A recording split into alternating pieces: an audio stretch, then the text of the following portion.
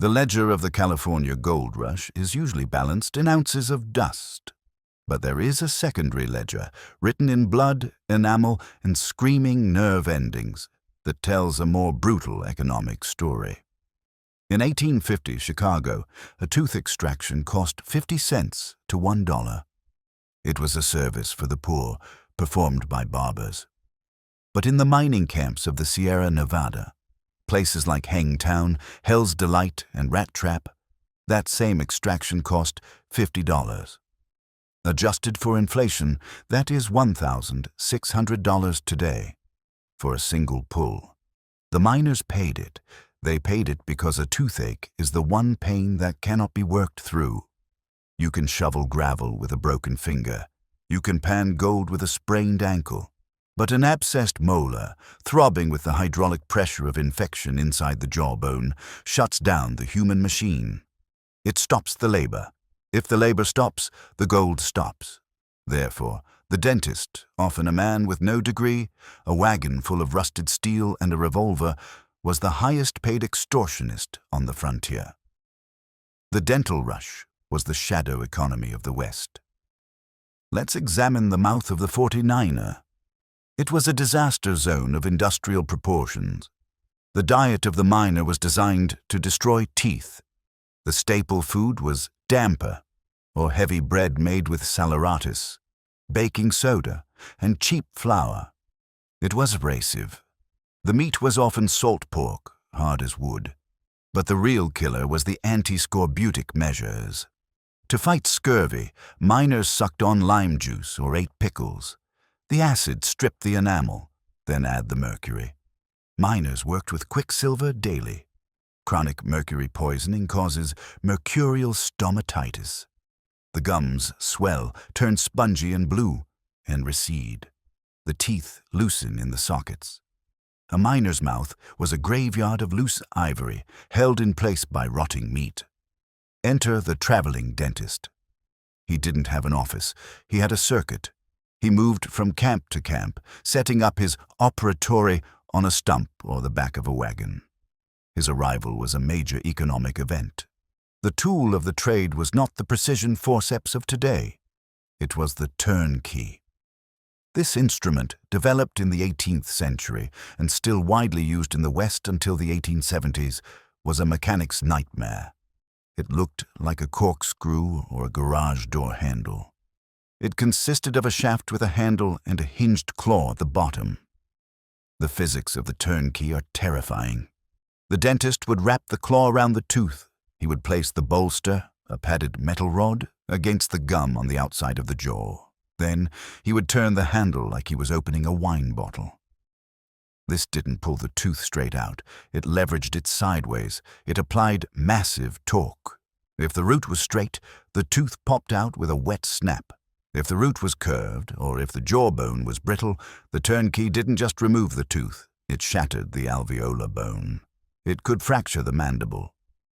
There are forensic accounts of miners having their jaws broken, a piece of the jawbone coming out attached to the tooth.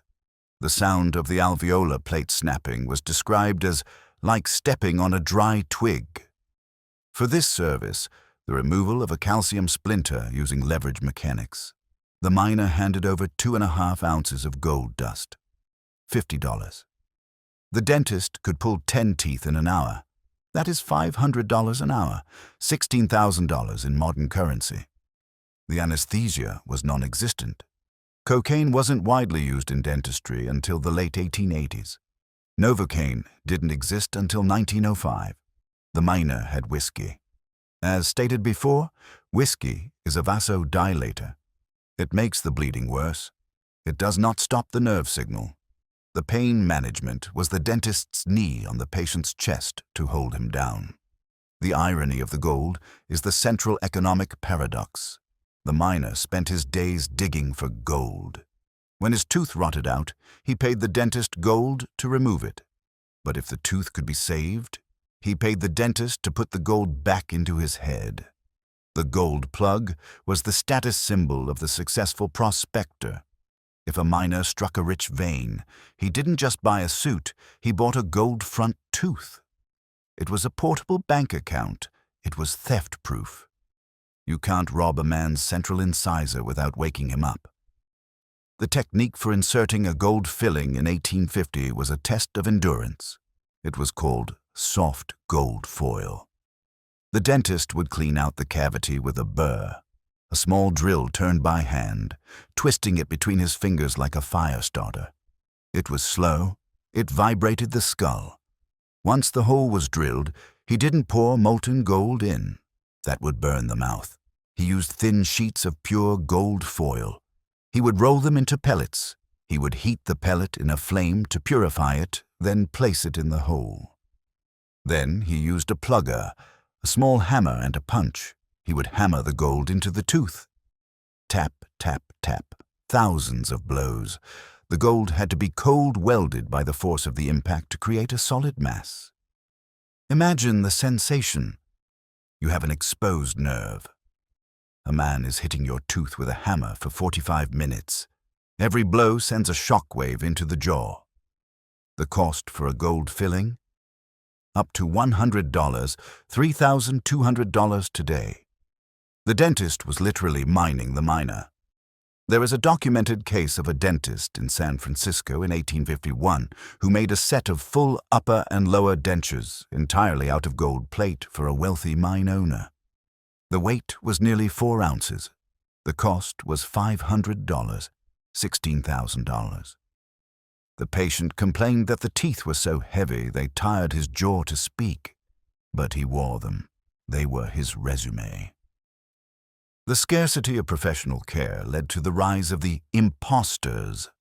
In the 1860 census of the Western Territories, men listed their occupation as dentist, who had listed blacksmith or teamster in the 1850 census. There was no regulation. No license required. If you had the pliers, you were the doctor. The blacksmith was the poor man's dentist. A blacksmith understands metal and leverage. He has tongs. If a miner was broke and couldn't afford the $50 specialist, he went to the forge. The blacksmith would heat a wire to red hot to cauterize the nerve, kill the pain by burning the pulp, or he would just rip the tooth out with horseshoe pincers. The infection rate from blacksmith dentistry was catastrophic. Tetanus, again, was a frequent visitor. The hygiene of the professional traveling dentist was not much better. The concept of sterilization was unknown. The dentist used the same turnkey on patient A that he used on patient B. He wiped it on his pant leg. This led to the syphilis vector. Syphilis produces oral lesions, that's chancres, in its primary and secondary stages. These lesions are highly infectious. A dentist pulls a tooth from a syphilitic miner.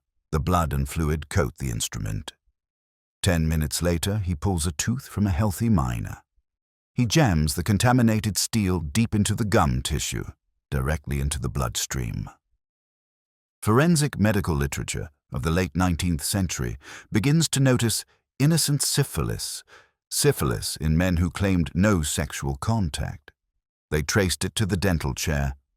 The dentist was a biological pollinator, spreading the pox from camp to camp, along with the relief. The Vulcanite revolution of the 1860s changed the economics again. Before this, dentures were made of gold or ivory. They were for the rich. Waterloo teeth were common, real human teeth pulled from the corpses of soldiers on European battlefields, shipped in barrels to America and set into ivory bases. You were chewing with a dead man's teeth. But in the 1850s, Charles Goodyear invented vulcanized rubber. It was hard, pink if colored, and moldable. It was cheap. Suddenly, the rubber plate denture was possible. A full set dropped from $100 to $20. The common man could have teeth, but this created a legal war. The Goodyear Dental Vulcanite Company held the patent. They demanded a license fee from every dentist who made a rubber denture. Most Western dentists refused to pay. They were independent frontiersmen. They didn't pay royalties to New York lawyers. The Goodyear Company hired spies. They sent agents to dental offices in California and Nevada to get fitted for dentures, then sued the dentist for patent infringement. It was a dental range war. It culminated in 1879 when a dentist in San Francisco, pushed to the brink by the litigation, shot and killed the Goodyear Company executive, Josiah Bacon. The dental community quietly cheered. It was the only time a murder was celebrated as a victory for affordable health care.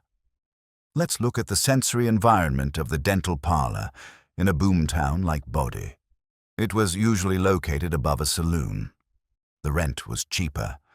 The noise of the piano and the crowd drowned out the screams. This was a feature, not a bug. The painless Parker phenomenon, although peaking slightly later, had its roots in this era. Edgar Parker was a street dentist. He wore a necklace of extracted teeth, 357 of them. He hired a brass band. He would pull a tooth on the street corner. At the exact moment he applied the torque, he would signal the band to blast a fortissimo chord on the tuba and bass drum. The patient's scream was lost in the music.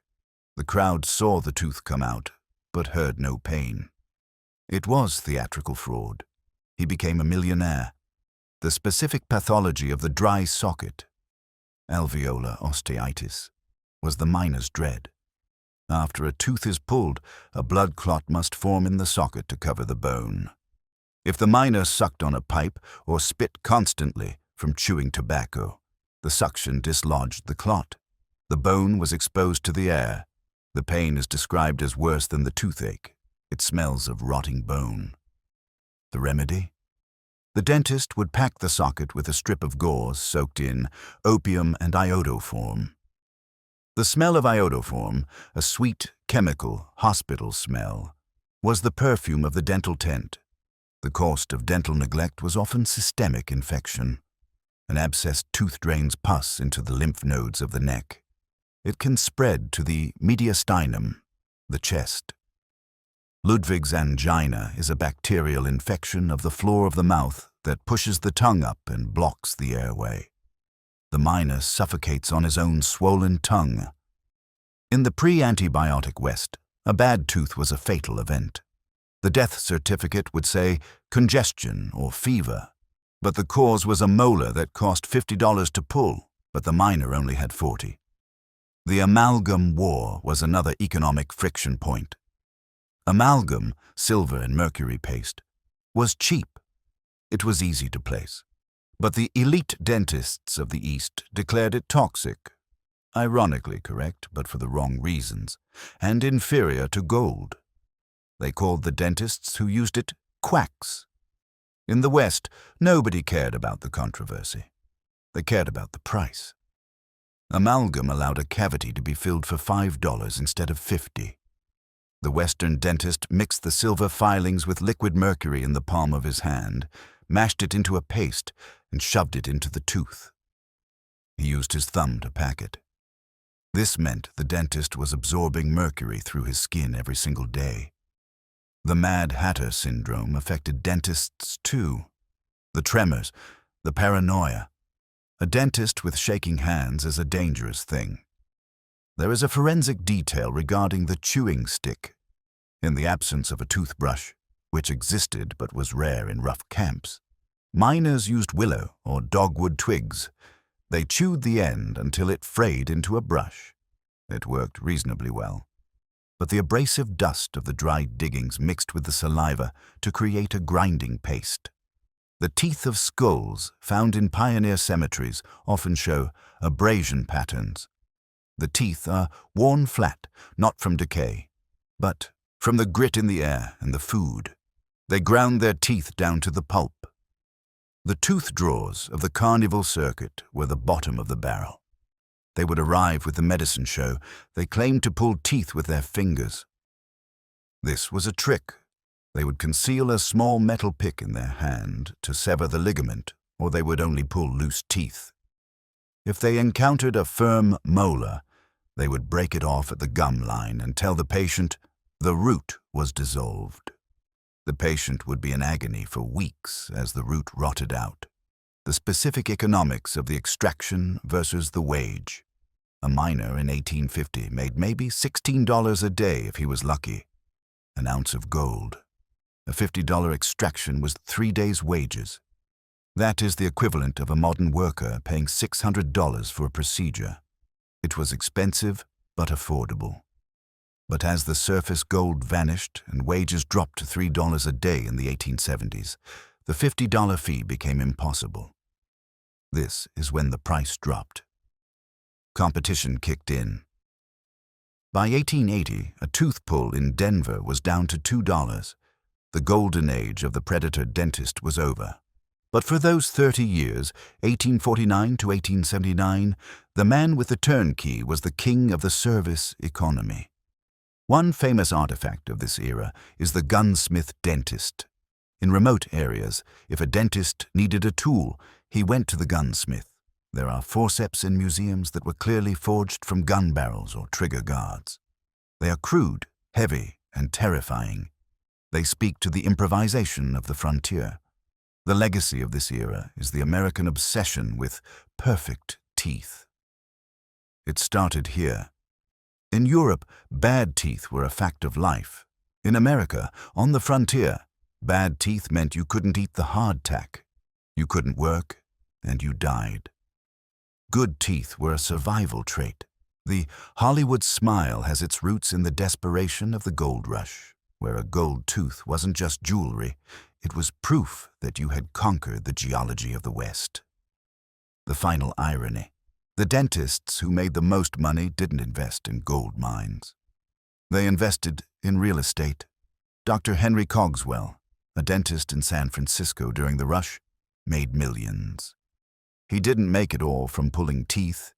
He took the gold dust he earned, bought sand dunes in San Francisco, and waited. He died one of the richest men in the city. The gold he extracted from the miners' mouths eventually bought the city itself. When you look at the grimacing skulls of the 1800s, notice the missing teeth. Those gaps are receipts. They are the empty spaces where a miner decided that $50 of gold was worth less than the relief of silence. The dentist collected the dust, wiped the blood on his pants, and yelled, "Next!" The mechanism of the turnkey is simple leverage. The claw hooks, the bolster pushes, the torque fractures. It was a tool designed for speed, not preservation. And in the rush for gold, speed was the only currency that mattered.